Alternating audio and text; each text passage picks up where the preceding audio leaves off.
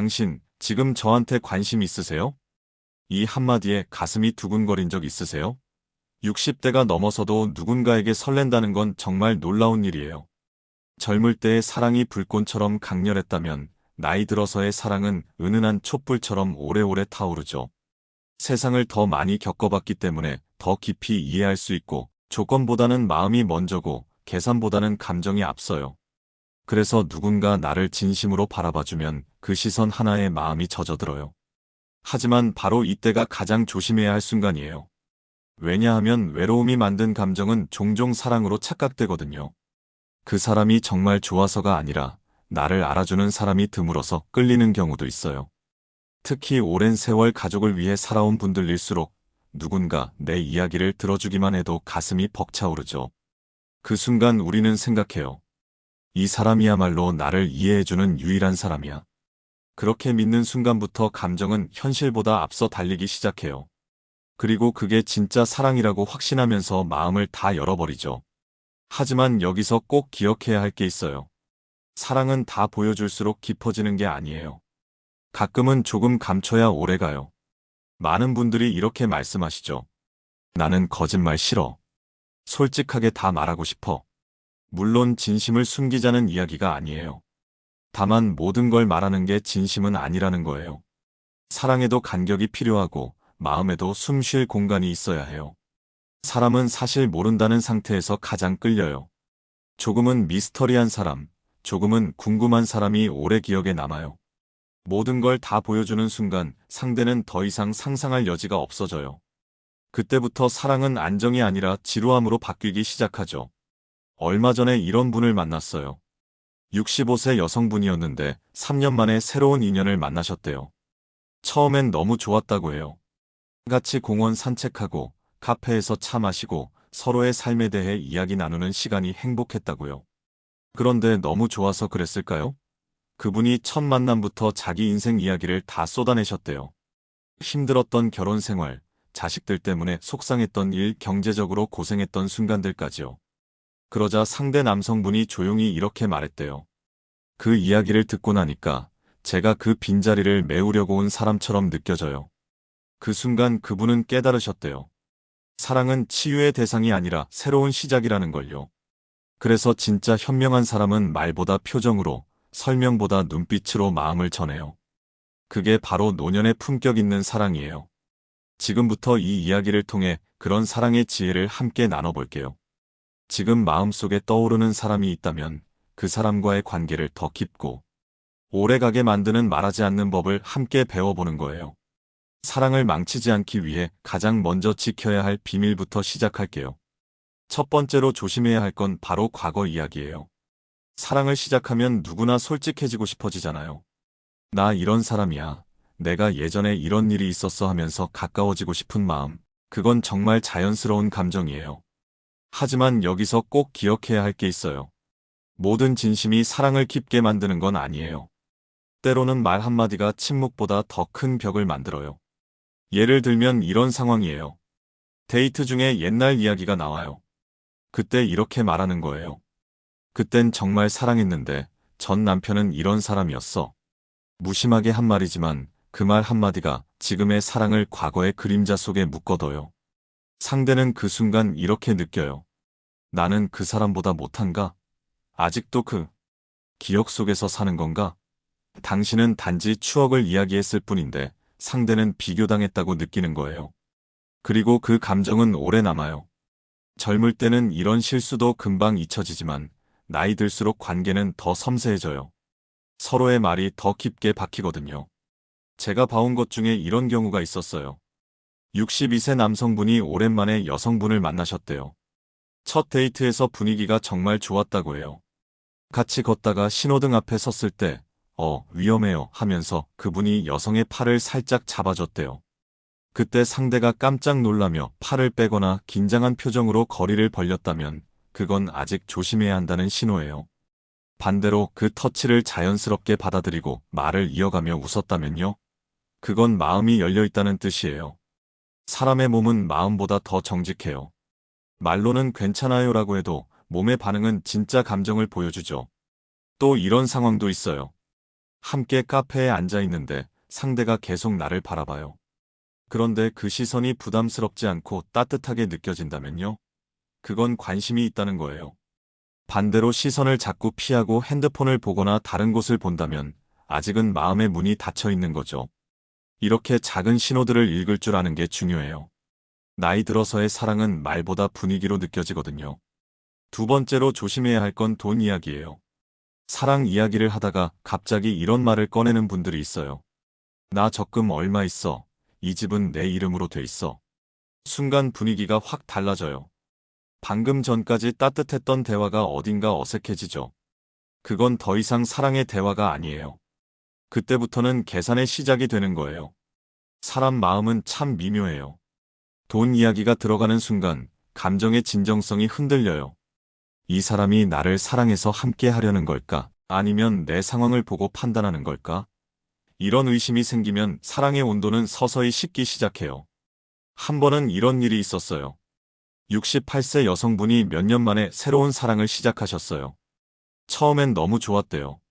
같이 산책하고 커피 마시고 서로의 인생 이야기를 나누며 웃었어요.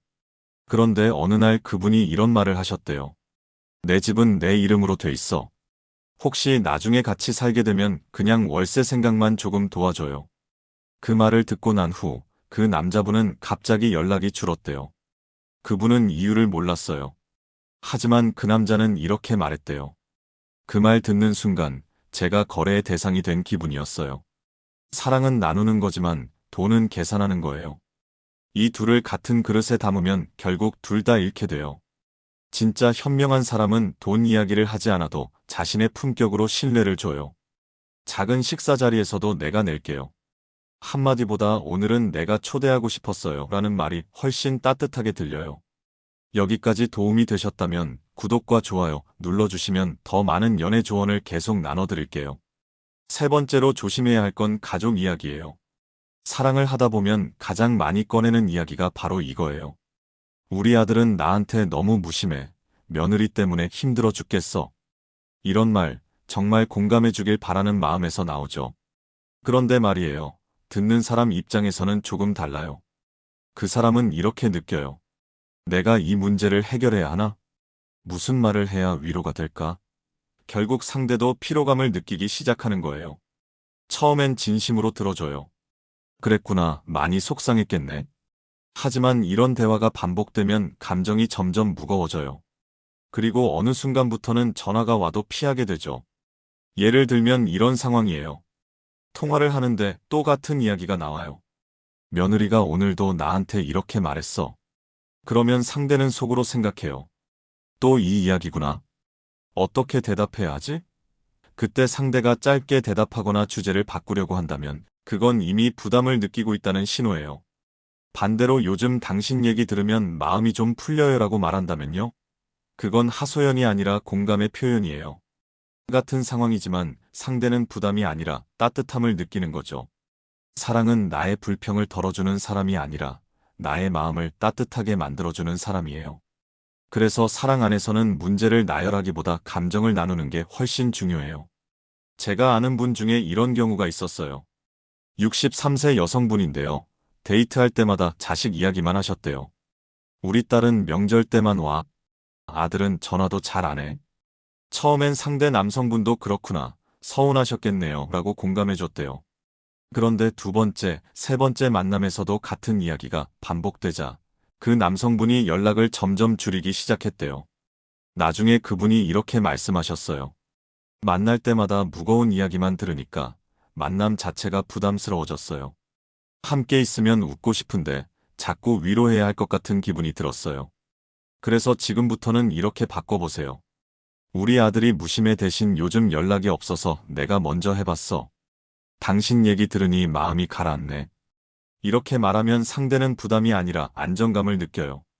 네 번째로 조심해야 할 건 바로 불안감과 의심이에요. 사랑을 하면 누구나 마음이 불안해져요. 그 사람이 나를 정말 생각할까? 요즘 마음이 식은 건 아닐까? 별것 아닌 일에도 마음이 흔들리죠. 그래서 이런 말이 나와요. 당신, 나 사랑하는 거 맞아? 요즘 왜 연락이 늦어?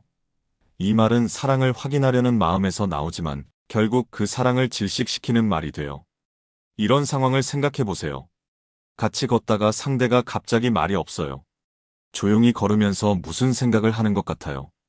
그때 불안한 마음에 나 때문에 기분 나빠? 내가 뭐 잘못했어? 라고 물어본다면요? 상대는 그냥 조용히 걷고 싶었을 뿐인데 그 질문 때문에 오히려 부담을 느끼게 돼요. 반대로 요즘 무슨 생각 많아 보여요. 그래도 당신과 함께 걸으니 마음이 편해요라고 말한다면요? 그때 상대가 부드럽게 웃으면서 아니에요. 그냥 좋아서 그래요라고 대답한다면 그건 진짜 괜찮다는 거예요.